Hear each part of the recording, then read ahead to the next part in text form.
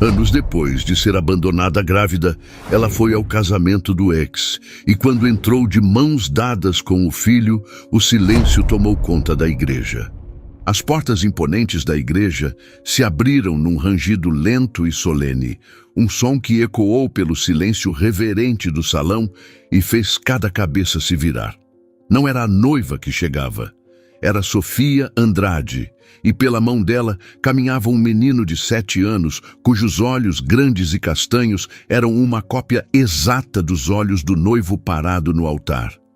O murmúrio que se seguiu foi como o zumbido de uma colmeia perturbada, uma onda de choque que ondulou desde os primeiros bancos até a última fileira, onde os convidados menos importantes se acotovelavam para ver.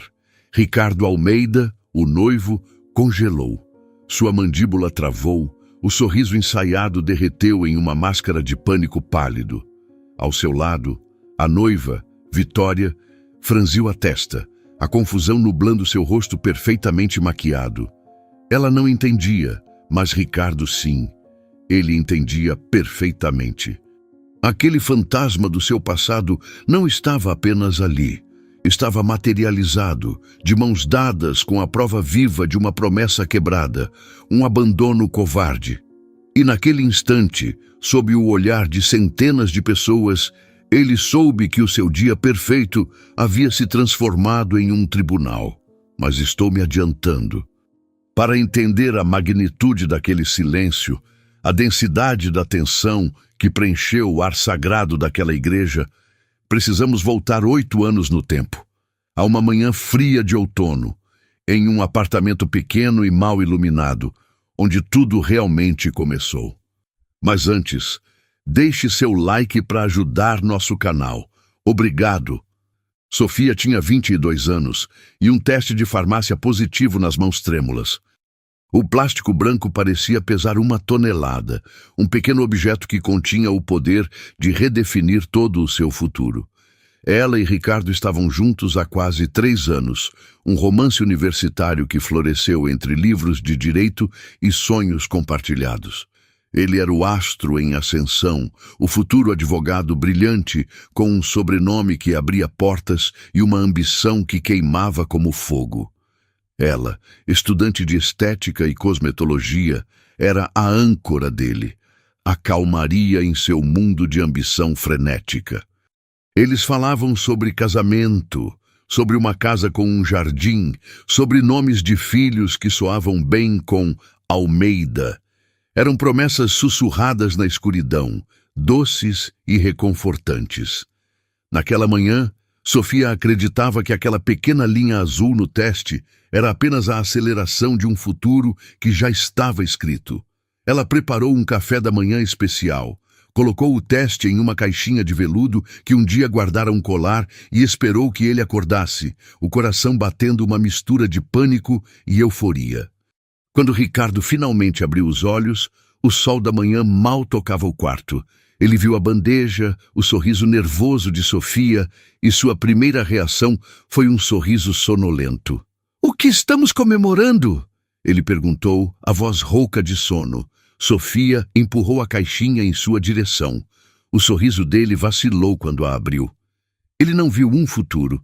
Ele viu um obstáculo. Um desvio não planejado em sua rota, meticulosamente traçada para o sucesso. O silêncio que se instalou naquele quarto foi diferente do silêncio da igreja anos depois. Era um silêncio frio, clínico, o som de um sonho se partindo. "Isso não pode ser verdade", ele disse, e não havia alegria em sua voz, apenas negação.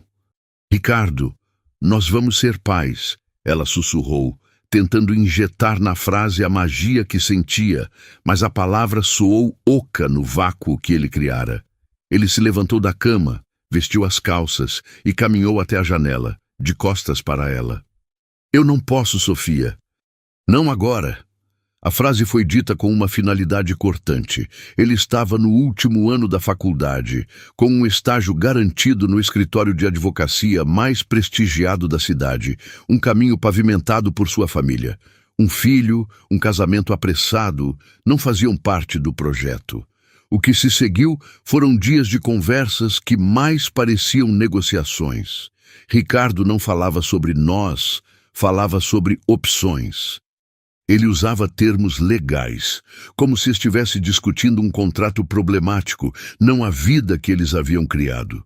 Existem maneiras de resolver isso, Sofia, de forma discreta. A palavra aborto pairou entre eles, nunca dita, mas sempre presente, pesada e feia. Para Sofia, aquilo não era uma opção. Era a negação de uma vida, a anulação do amor que ela acreditava ser real. A discussão final foi a mais brutal. Ele a acusou de tentar prendê-lo, de usar a gravidez como uma armadilha para garantir um futuro confortável. Você acha que eu não sei o que você quer? Acha que eu sou idiota? Ele cuspiu as palavras, a face distorcida pela raiva e pelo medo. Eu quero o pai do meu filho, ela respondeu, as lágrimas finalmente escorrendo, quentes e amargas. Eu quero o homem que me prometeu um futuro. Ele riu, um som seco e sem humor. As pessoas dizem coisas, Sofia. Cresça. Naquela noite, ele fez as malas. Deixou um envelope com dinheiro sobre a mesa da cozinha.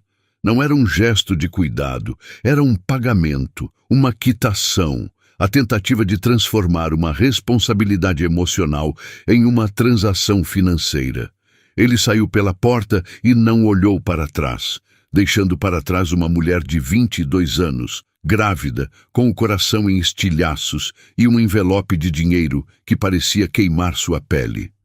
A humilhação foi a primeira onda a atingi-la. Ela se sentiu ingênua, estúpida. As promessas dele ecoavam em sua mente, agora tingidas de zombaria. Ela contou aos pais, um casal simples e trabalhador, que a acolheram com uma mistura de decepção e amor incondicional. O pai dela, um homem de poucas palavras, apenas disse: "Uma criança é uma bênção, não importa como ela chegue, nós vamos dar um jeito." E eles deram. Sofia se agarrou àquela promessa com a força de quem se afoga. A dor do abandono era uma ferida aberta, mas a vida que crescia dentro dela era um propósito. Ela terminou seu curso, as mãos inchadas, mal conseguindo segurar os instrumentos, o olhar de pena de algumas colegas sendo uma tortura silenciosa. Ela ignorou tudo. Focou no futuro, um futuro que agora só incluía duas pessoas, ela e seu filho. Quando Léo nasceu, em uma tarde chuvosa de primavera, o mundo de Sofia se reconfigurou. Ao segurar aquele pequeno ser em seus braços, todo o barulho do passado se silenciou. O rosto de Ricardo, suas palavras cruéis, a porta se fechando, tudo desapareceu. Havia apenas o cheiro de seu filho, o calor de sua pele contra a dela. Naquele momento, ela fez uma promessa silenciosa. Ela não seria uma vítima. Ela seria uma fortaleza, e seu filho nunca, jamais, sentiria a falta de nada, especialmente do amor que lhe foi negado antes mesmo de ele nascer. A reconstrução de Sofia Andrade não foi um ato de vingança, mas de sobrevivência. Foi um processo lento, doloroso, construído tijolo por tijolo sobre as ruínas de seu coração partido. A reconstrução de Sofia Andrade não foi um ato de vingança, mas de sobrevivência. Foi um processo lento, doloroso, construído tijolo por tijolo sobre as ruínas de seu coração partido. Os primeiros meses foram um borrão de noites insones, fraldas e um cansaço que se infiltrava nos ossos, tão profundo que ela mal se reconhecia no espelho. A dor do abandono de Ricardo ainda era uma ferida aberta, pulsando em silêncio nas horas mais quietas da madrugada, quando segurava o pequeno Léo e se perguntava como alguém poderia simplesmente virar as costas para aquela vida perfeita. O dinheiro que ele deixara, ela o guardou intocado em uma caixa velha. Era um dinheiro sujo, um símbolo da sua humilhação, e ela jurou a si mesma que jamais precisaria dele. Aquele envelope se tornou um combustível silencioso para sua determinação, uma lembrança constante do que ela precisava superar. Ela morava em um pequeno quarto nos fundos da casa dos pais, um espaço que mal comportava ela e o berço de Léo, mas que era um santuário de segurança e amor incondicional. Sua mãe, uma mulher de força silenciosa, assumia o bebê para que Sofia pudesse terminar seu curso de cosmetologia, seus olhos transmitindo uma mensagem clara: você não está sozinha nisso. A formatura foi um marco agridoce. Enquanto suas colegas celebravam com namorados e noivos, planejando futuros a dois, Sofia cruzou o palco com o diploma na mão e o coração pesado de responsabilidade, mas também leve de um novo propósito. Ela não era mais a garota que sonhava com um romance de conto de fadas. Era uma mãe, uma provedora, uma mulher forjada na adversidade. Com o diploma em mãos e a ajuda de um pequeno empréstimo familiar, ela transformou a garagem de seus pais em um modesto salão de beleza. O cheiro de tinta fresca e madeira serrada se misturava ao cheiro de talco de bebê. Era o seu refúgio, o seu campo de batalha. No início, as clientes eram poucas, vizinhas, amigas da mãe, mulheres que vinham mais pela solidariedade do que pela necessidade. Mas Sofia tinha um talento inato. Suas mãos, que um dia tremeram ao segurar um teste de gravidez, agora se moviam com uma confiança e precisão impressionantes. Ela não apenas cortava cabelos ou pintava unhas, ela ouvia. Seu pequeno salão se tornou um confessionário, um lugar onde as mulheres da vizinhança compartilhavam suas próprias histórias de corações partidos, de lutas silenciosas, de pequenas vitórias diárias. Sofia absorvia tudo, e cada história a fortalecia, fazendo-a sentir-se parte de uma irmandade invisível de mulheres que, como ela, se recusavam a quebrar. Enquanto isso, o nome de Ricardo Almeida começava a aparecer nas colunas sociais dos jornais locais.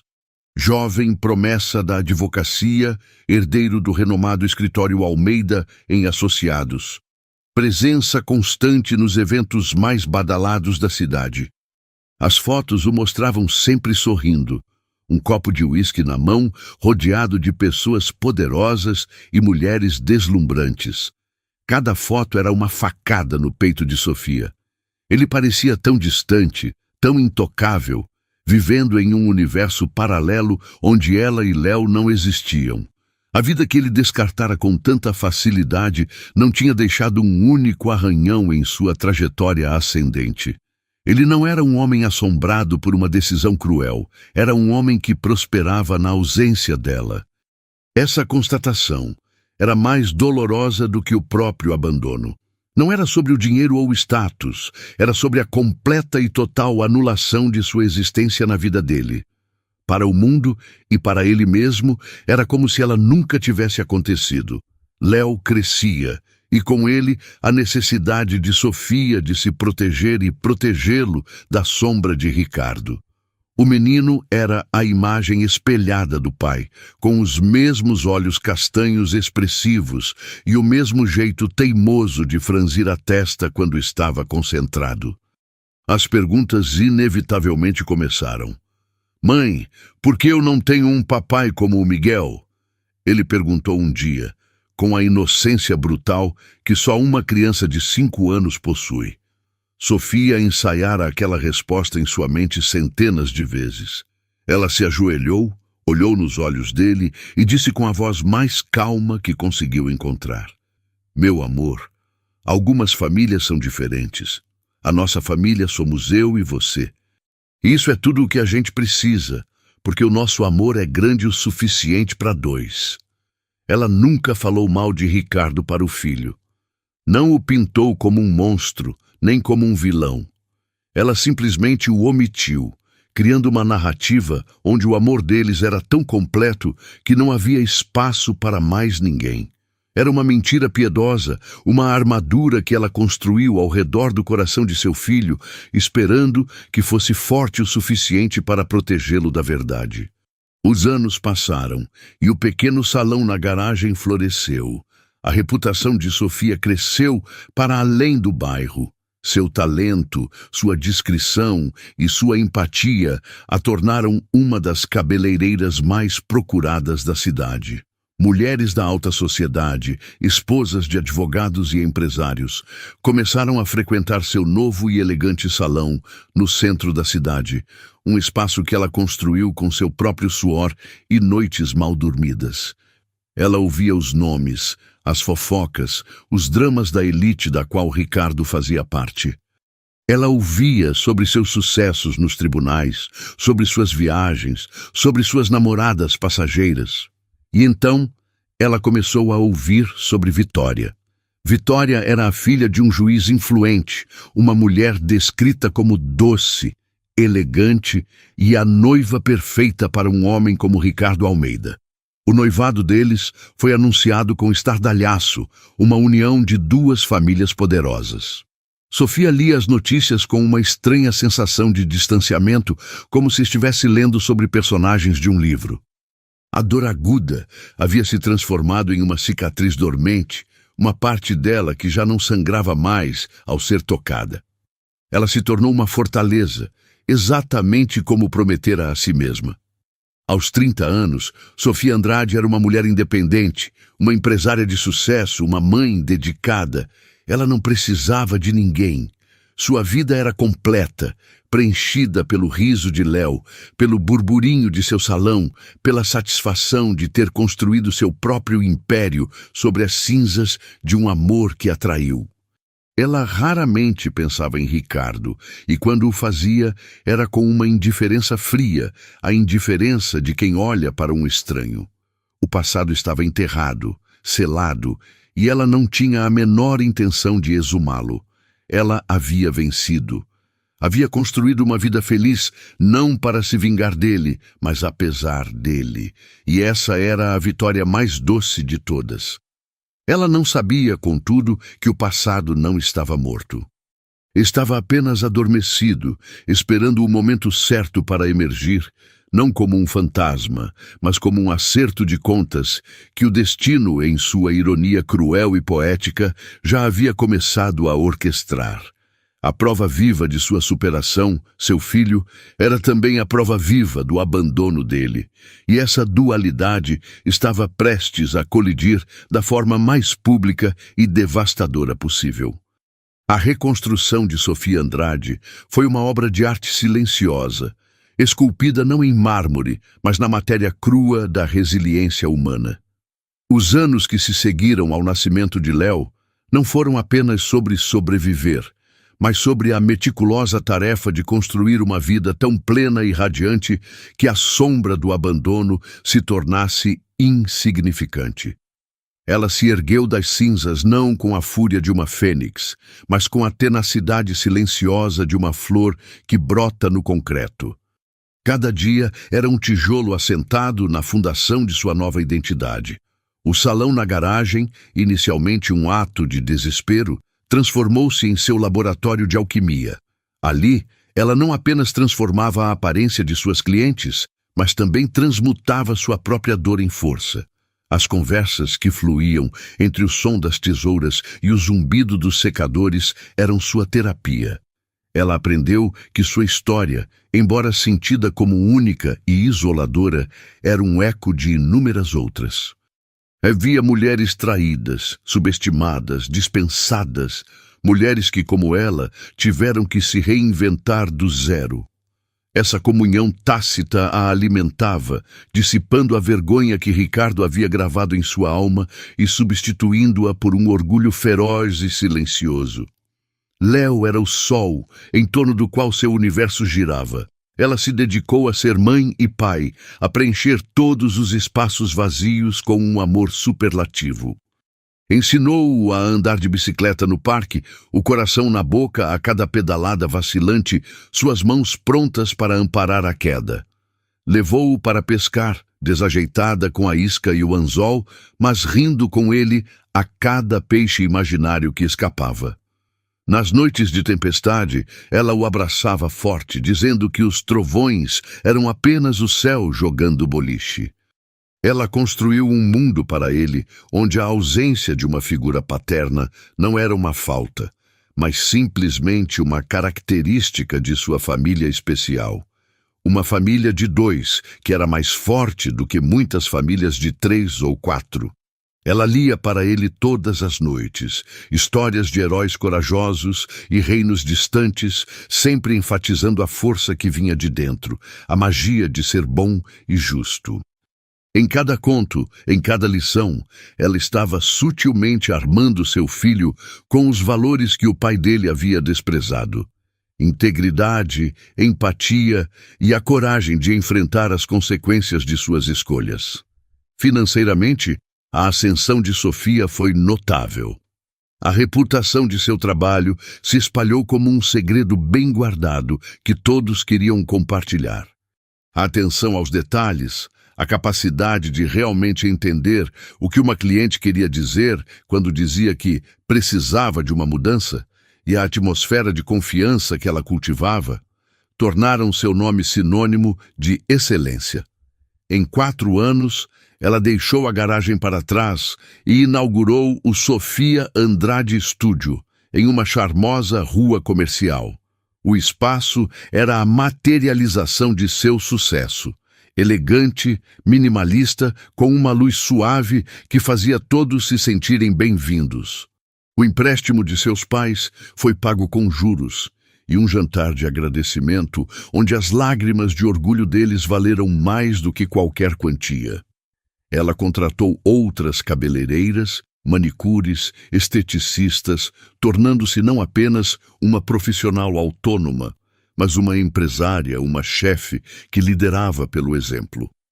Ela nunca esqueceu de onde veio, tratando suas funcionárias com a mesma dignidade e respeito que ela mesma almejara, criando um ambiente de trabalho que era mais uma irmandade do que uma hierarquia. Enquanto seu pequeno império crescia, o universo de Ricardo Almeida se expandia em uma galáxia paralela. Ele se tornara sócio no escritório do pai, seu nome agora gravado em letras douradas na placa de latão da entrada. Ele era um advogado temido e respeitado, conhecido por sua retórica afiada e sua capacidade de encontrar brechas na lei que outros não viam. Ele vivia em uma cobertura luxuosa com vista para a cidade, dirigia um carro importado e suas férias eram em destinos exóticos que Sofia só via em revistas. Para o mundo, ele era a personificação do sucesso, um homem que tinha tudo.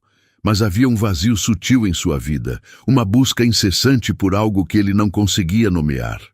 Suas relações eram superficiais, transacionais, com mulheres que eram mais acessórios para sua imagem do que parceiras. Ele as trocava como trocava de relógio, sempre em busca de um modelo mais novo, mais impressionante. Nenhuma delas jamais o desafiou ou o viu além da fachada de poder e riqueza. Ele estava cercado de pessoas, mas fundamentalmente sozinho. Sofia superou Ricardo não ao esquecê-lo, mas ao se tornar indiferente a ele.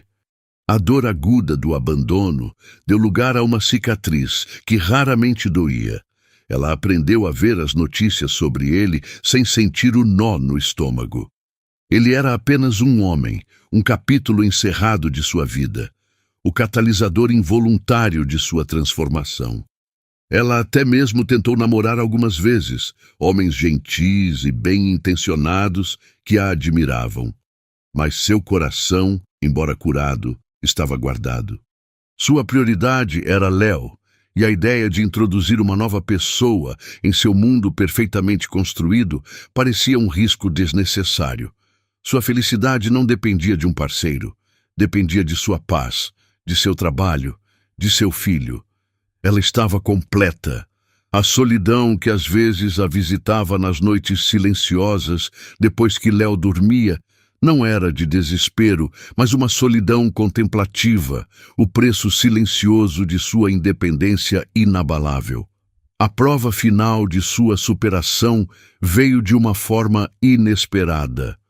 Um dia, uma de suas clientes mais antigas, uma senhora simpática e falante, comentou casualmente: "Sofia, você acredita que meu sobrinho Ricardo finalmente vai se casar? Já não era sem tempo. Ele é um bom rapaz, mas tão focado na carreira. A noiva, Vitória, é uma moça adorável, de uma família excelente. Eles formam um casal de cartão postal. Sofia sentiu um calafrio percorrer sua espinha, mas seu rosto permaneceu impassível. Ela continuou a cortar o cabelo da senhora, as mãos firmes, a voz calma. "Que maravilha! Fico feliz por ele!" Ela respondeu, a frase soando perfeitamente natural. Naquele momento ela percebeu que havia chegado lá. A notícia não a quebrou, não a fez chorar. Não despertou o desejo de vingança. Despertou apenas uma curiosidade distante, a mesma que se sente ao saber do destino de um antigo colega de escola.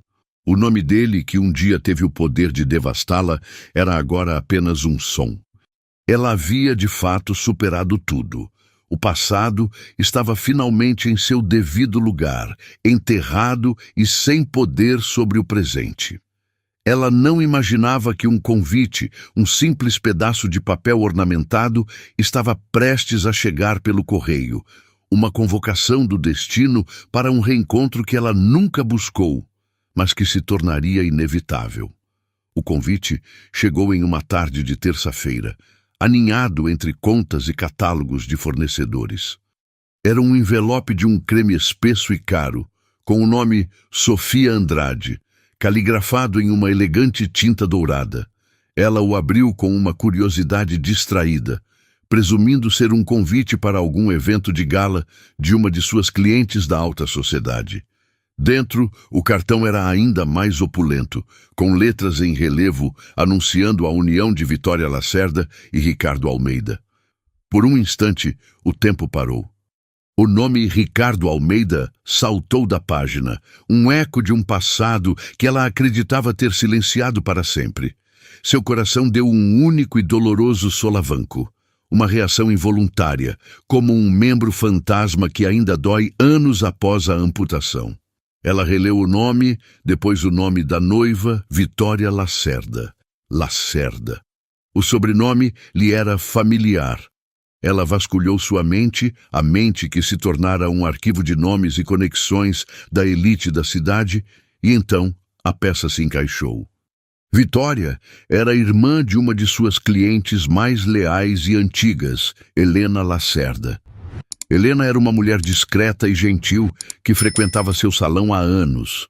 Elas haviam desenvolvido uma relação que beirava a amizade, um respeito mútuo que transcendia o serviço. Helena falava com frequência sobre sua irmã mais nova, a doce Vitória, e sobre o noivo dela, um advogado brilhante e ambicioso. Mas ela sempre se referia a ele apenas como Ricardo, apenas Ricardo. Um nome comum, um nome que Sofia ouvira dezenas de vezes, sem fazer qualquer conexão. A ironia da situação era tão cruel que beirava o cômico. Durante anos, Sofia esteve a apenas 1 grau de separação do homem que partiu sua vida em duas, ouvindo fragmentos de sua nova história de amor, sem jamais perceber que era a continuação da história que ele havia abandonado. O convite não era um erro. Helena, em um gesto de genuíno carinho e sem ter a menor ideia da conexão devastadora, havia insistido em convidar a cabeleireira de quem tanto gostava. Para Helena, era um simples ato de inclusão. Para Sofia, era uma granada que acabara de ser deixada em seu colo. Sua primeira reação foi um impulso visceral de rasgar o convite em 1000 pedaços, queimá-lo e espalhar as cinzas. Ir àquele casamento era impensável, uma forma de autoflagelação que ela não merecia. Seria como caminhar voluntariamente para o epicentro de sua dor mais antiga, para testemunhar o felizes para sempre que lhe foi negado. Ela se sentaria em um banco de igreja, uma espectadora anônima, enquanto ele prometia a outra mulher a vida que um dia lhe prometera. A mera imagem mental era sufocante. Ela jogou o convite na gaveta mais baixa de sua escrivaninha, debaixo de papéis velhos e recibos, como se enterrá-lo fisicamente pudesse enterrar o turbilhão de emoções que ele despertara. Ela tentou seguir com seu dia, focando nas planilhas, nos horários, no cheiro familiar de seu estúdio. Mas o convite pulsava em sua mente, uma presença silenciosa e perturbadora.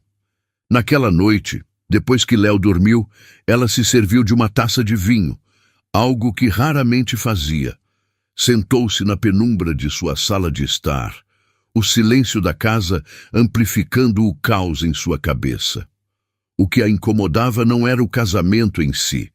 Ela já havia aceitado que Ricardo seguira em frente. O que a perturbava era a injustiça silenciosa de tudo aquilo. Ele estava prestes a celebrar sua felicidade em um evento grandioso, cercado por amigos e familiares, recebendo a bênção da sociedade para a qual ele tanto se esforçou em pertencer. Sua vida era uma linha reta de sucessos, sem nenhuma marca, nenhuma consequência visível do rastro de destruição que ele deixara para trás. Ele construiu seu paraíso sobre o inferno dela, e o mundo o aplaudia por isso. Enquanto isso, ela, a mulher que ele descartou, era convidada a assistir, a aplaudir, a validar a felicidade dele com sua presença silenciosa. A ideia era grotesca. Então, um pensamento diferente começou a se formar, sutil e perigoso. E se ela fosse? Não por masoquismo, não por esperança de uma reconciliação patética, e certamente não para causar uma cena. Mas para quê, então? A resposta se cristalizou lentamente em sua mente. Ela iria por si mesma. Iria para provar a si mesma que podia estar no mesmo ambiente que ele e não quebrar. Iria para olhar para o rosto dele, não como a garota abandonada de 22 anos, mas como a mulher de 30 anos que ela se tornara, forte e independente. Seria o ato final de encerramento, um confronto silencioso onde a única pessoa que precisava saber que ela havia vencido era ela mesma. Ela não precisava de um escândalo. Sua simples presença, sua existência calma e bem-sucedida, seria sua declaração. Ela não era mais uma vítima escondida nas sombras. Ela era Sofia Andrade, e ela tinha todo o direito de estar em qualquer lugar que quisesse. A decisão, uma vez tomada, trouxe uma estranha calma, mas com ela veio outra complicação. Léo. O casamento seria em um sábado à tarde, e sua mãe, que normalmente seria sua primeira opção para cuidar do menino, estaria viajando. Deixar Léo com uma babá por quem ele não tinha muito apego parecia errado. E então, outra ideia, ainda mais audaciosa, surgiu. E se ela o levasse? A princípio, a noção pareceu absurda, provocativa demais, mas quanto mais pensava, mais fazia sentido. Não como um ato de vingança, mas como um ato de verdade. Léo era sua vida. Ele era a parte mais importante de quem ela era. Ir sem ele seria como apresentar uma versão incompleta de si mesma. Ele não era um segredo vergonhoso a ser escondido. Ele era seu filho, sua maior realização, a prova viva de que o que Ricardo tentou destruir havia se transformado em algo belo e forte. Levá-lo não seria para esfregá-lo na cara de Ricardo, mas para afirmar sua própria realidade. Esta é a minha vida. Este é o meu filho. Nós estamos bem. Nós somos felizes. Ela não planejou nenhum confronto. Em sua mente, o cenário era simples. Ela entraria discretamente, sentaria no fundo, assistiria à cerimônia à distância e talvez saísse antes mesmo da recepção. Ninguém precisava saber quem ela era. Ninguém precisava saber que o menino ao seu lado era o filho do noivo. Seriam apenas mais 2 convidados na multidão. O universo, no entanto, tinha um roteiro diferente em mente. Um roteiro que envolvia uma noiva nervosa, um buquê esquecido e uma série de coincidências que transformariam sua chegada silenciosa no clímax inesperado de uma história que começou 8 anos antes, com uma porta se fechando e um coração se partindo. Sofia não sabia de nada disso enquanto escolhia um vestido elegante e discreto e ajudava Léo a dar um nó em sua pequena gravata borboleta. Ela estava apenas se preparando para fechar um capítulo, sem saber que estava prestes a abrir o livro inteiro para que todos pudessem ler. O dia do casamento amanheceu com um céu de um azul tão claro e límpido que parecia uma afronta à tempestade que se formava dentro de Sofia. Ela se moveu pela manhã em um estado de calma surreal, uma quietude que precede os grandes abalos. Vestiu Léo primeiro, ajeitando a pequena gravata borboleta em seu pescoço, o coração apertando com um misto de orgulho e ansiedade. Ele estava lindo. Um pequeno cavalheiro cujos olhos brilhavam de excitação por ir a uma festa de gente grande. Ele não fazia ideia da carga simbólica que sua pequena mão, segurando a dela, carregaria. Para ele, era apenas um passeio com a mãe. Para Sofia, era a marcha final em uma guerra silenciosa que ela travou sozinha por quase uma década. Ela escolheu para si um vestido verde esmeralda, uma cor de renovação e serenidade. Era elegante, mas discreto, desenhado para se misturar à multidão, não para se destacar. Era a armadura perfeita para a batalha que ela travaria internamente. Ao chegarem à igreja, uma construção imponente de pedra e vitrais, Sofia sentiu o primeiro tremor de dúvida. O som do órgão fluindo pelas portas abertas, o burburinho dos convidados bem vestidos, tudo aquilo parecia um mundo ao qual ela não pertencia. Ela respirou fundo, o ar frio enchendo seus pulmões, e olhou para Léo. Ele olhou de volta para ela, um sorriso puro no rosto, e apertou sua mão com mais força. "Vamos, mamãe?" Ele perguntou, puxando-a gentilmente. Aquele simples gesto, aquela confiança inabalável, foi o reforço de que ela precisava. Ela não estava ali como a ex-namorada abandonada, estava ali como a mãe dele. E uma mãe não recua. Eles entraram. O plano era encontrar um lugar nos últimos bancos, um ponto de observação seguro e anônimo. Mas o destino, com sua predileção por reviravoltas dramáticas, tinha outros planos. Assim que deram os primeiros passos no corredor de mármore, uma mulher aflita e com um fone de ouvido, a organizadora do casamento correu em sua direção. "Graças a Deus!" "Onde vocês estavam?"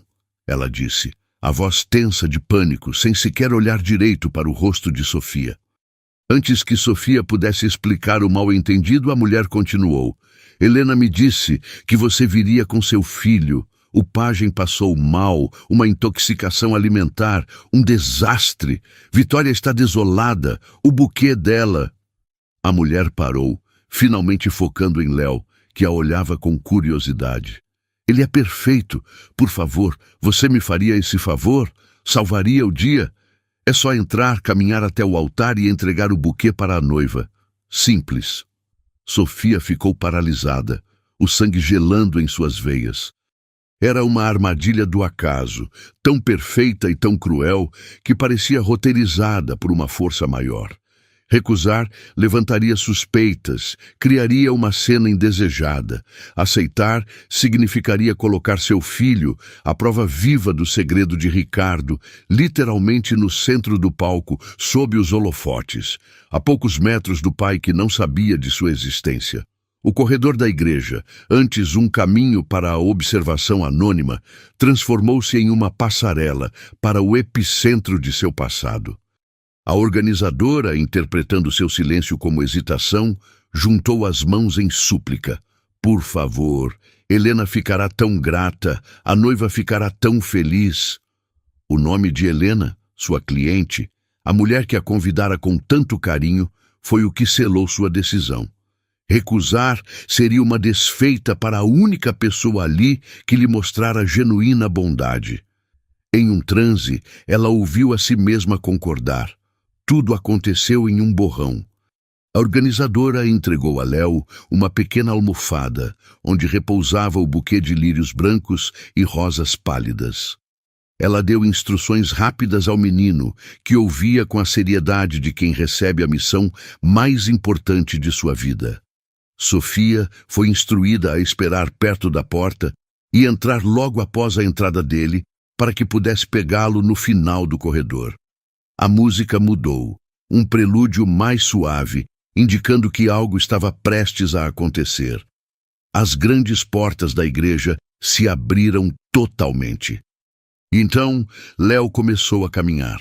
Cada passo que o menino dava pelo corredor coberto por um tapete vermelho era uma batida de tambor no silêncio que se instalara.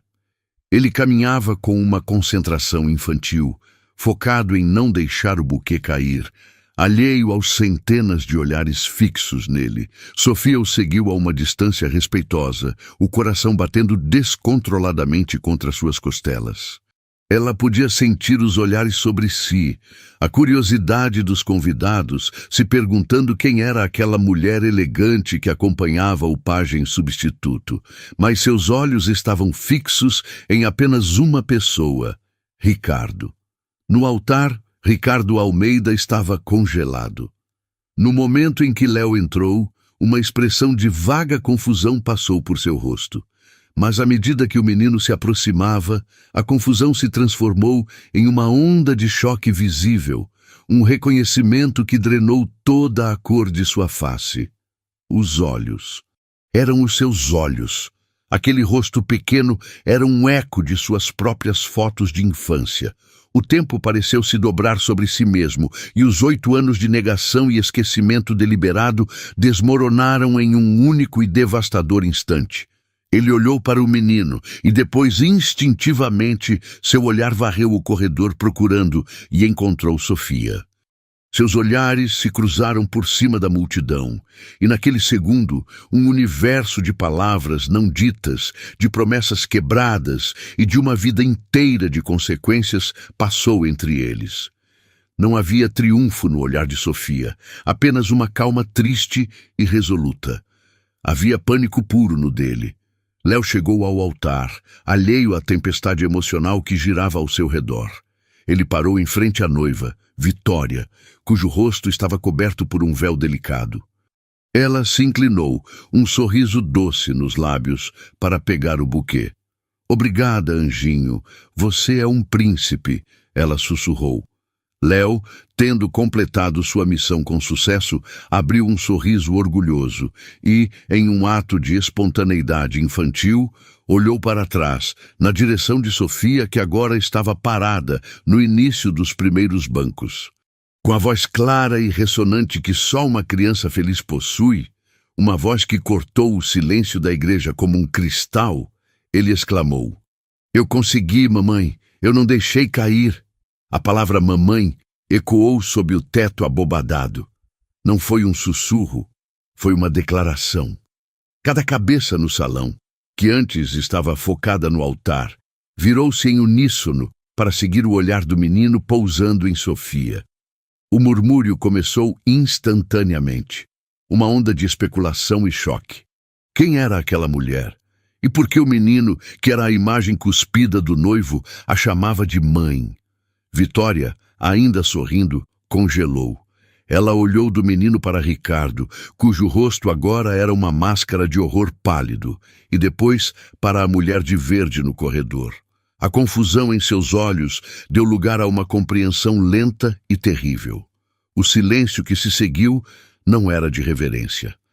Era o silêncio denso e pesado de um escândalo se desdobrando em tempo real. Um silêncio que tomou conta da igreja, sufocando a música, as preces e a felicidade fabricada daquele dia. O silêncio que caiu sobre a igreja não foi vazio.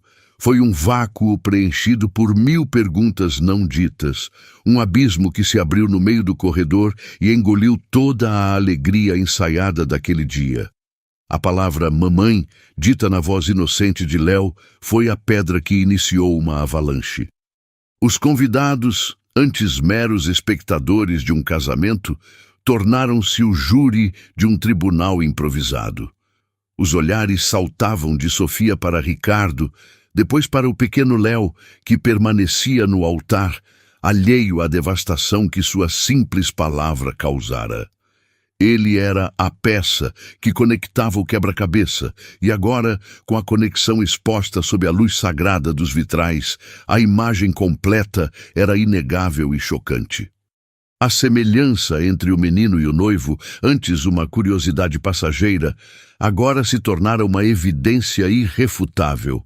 O murmúrio que se seguiu foi baixo, mas cortante, o som de reputações se desfazendo e segredos sendo desenterrados em tempo real. No altar, o tempo parecia ter se fragmentado. Vitória, a noiva, permaneceu imóvel por um instante que durou uma eternidade. O buquê de lírios tremia em sua mão. Seu olhar, antes nublado pela confusão, agora queimava com a clareza gélida da traição. Não uma traição carnal, mas algo mais profundo, mais fundamental. Uma traição de omissão, a anulação de um passado que definia completamente o homem com quem ela estava prestes a se casar. Ela olhou para Ricardo, não em busca de uma explicação, mas com o olhar de quem vê um estranho pela primeira vez. O homem ao seu lado, o futuro marido, o parceiro de sua vida, era uma fraude. Sua história, a fundação sobre a qual eles construíram seu futuro, era uma mentira. Ricardo, por sua vez, estava catatônico. Seu rosto era uma tela em branco onde o pânico e a vergonha travavam uma guerra. Ele abriu a boca para falar, mas nenhum som saiu. Que explicação poderia haver? Que palavras poderiam remendar a realidade que acabara de se estilhaçar aos seus pés? Foi Sofia quem quebrou o feitiço. Com uma calma que ninguém no recinto, nem mesmo ela sabia que possuía, ela deu um passo à frente. Caminhou pelo corredor, não com pressa, mas com uma dignidade deliberada. Cada passo seu era observado por centenas de olhos. Ela não olhou para Ricardo, não olhou para a noiva traída. Seus olhos estavam fixos apenas em seu filho. Ao chegar ao altar, ela se ajoelhou em frente a Léo, ignorando o drama que se desenrolava ao seu redor. Ela sorriu para ele, um sorriso genuíno e tranquilizador, e ajeitou sua gravata borboleta, que havia ficado um pouco torta. "Você foi incrível, meu amor." Ela sussurrou, sua voz audível apenas para ele. "Agora vamos encontrar nosso lugar, sim?" Ela pegou a mão pequena dele, levantou-se e, sem um único olhar para o casal destroçado no altar, virou-se e começou a caminhar de volta pelo corredor. A sua retirada foi tão poderosa quanto a sua chegada. Não houve gritos, nem acusações, nem uma única palavra dirigida a Ricardo. Ela não precisava. Sua ação, seu silêncio, sua dignidade inabalável eram um veredito mais eloquente do que qualquer discurso. Ao caminhar para fora da igreja, de mãos dadas com o filho que era a prova viva de tudo, ela não estava fugindo. Estava se libertando. Estava fechando o capítulo final, não com um estrondo, mas com a força silenciosa de quem sabe o seu próprio valor. Ao passar pelas portas e sentir o ar fresco em seu rosto, ela não sentiu o triunfo da vingança. Sentiu paz, uma paz profunda e exausta, a paz que vem depois de uma longa e árdua jornada. Dentro da igreja, o caos controlado irrompeu. Vitória deixou o buquê cair no chão. As flores brancas e rosas se espalharam pelo mármore como lágrimas. Em um sussurro que foi ouvido por todos nos primeiros bancos, ela disse a Ricardo: "Acabou."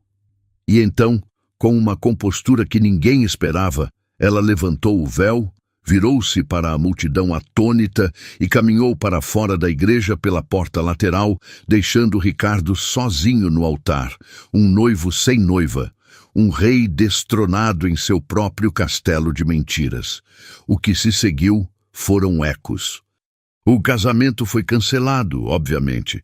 A história se espalhou pela cidade como fogo em palha seca, alimentada pela fofoca da alta sociedade. Ricardo Almeida, o advogado brilhante, o herdeiro de ouro, tornou-se uma pária. Seus colegas o olhavam com uma mistura de pena e desprezo.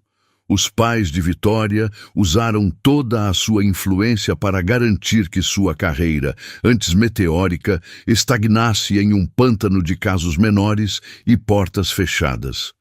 Ele perdeu a noiva, o respeito e, o mais importante, a imagem imaculada que ele passou a vida inteira construindo.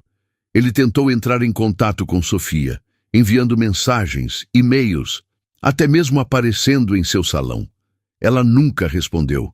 Ela o instruiu a se comunicar apenas através de um advogado para as questões relativas à pensão e ao reconhecimento formal de Léo. Ela não queria seu dinheiro, mas queria que seu filho tivesse o que era dele por direito, um nome no papel, uma formalidade legal que Ricardo agora era forçado a cumprir sob o escrutínio público. Sofia, por outro lado, encontrou um novo tipo de notoriedade. Algumas pessoas a viam como uma destruidora de lares, uma mulher vingativa. Mas a maioria, especialmente as mulheres que frequentavam seu salão e conheciam fragmentos de sua história, a via como uma heroína silenciosa. Seu negócio prosperou ainda mais, não por causa do escândalo, mas apesar dele. As pessoas eram atraídas por sua força, por sua recusa em se tornar a protagonista de um drama vulgar. Ela permaneceu como sempre foi, profissional, discreta, focada em seu trabalho e em seu filho. A vida dela não mudou, ela não precisava que mudasse. Já era completa antes daquele dia na igreja. Meses depois, em uma tarde tranquila, enquanto observava Léo jogar futebol no parque, Sofia refletiu sobre tudo. Ela não sentia alegria pela queda de Ricardo. Sentia apenas uma melancolia distante pelo desperdício, pela fraqueza de um homem que tinha tanto e escolheu o caminho da covardia. A sua intenção nunca fora destruí-lo. A verdade, no entanto, tem sua própria força, sua própria gravidade. Ela apenas parou de se esconder dela. Ela permitiu que a verdade existisse, que ocupasse espaço no mundo. O resto foi apenas consequência. Aquele dia na igreja não foi um ato de guerra. Foi a simples apresentação de um fato. A sua presença não foi um ataque, foi a afirmação de sua existência. Algumas presenças não são vingança, são justiça em silêncio. O que você achou desta história? De 0 a 10, que nota você daria? Inscreva-se no canal e clique no sino para receber todas as nossas histórias. E clique aqui para assistir mais uma história surpreendente. Obrigado e até a próxima.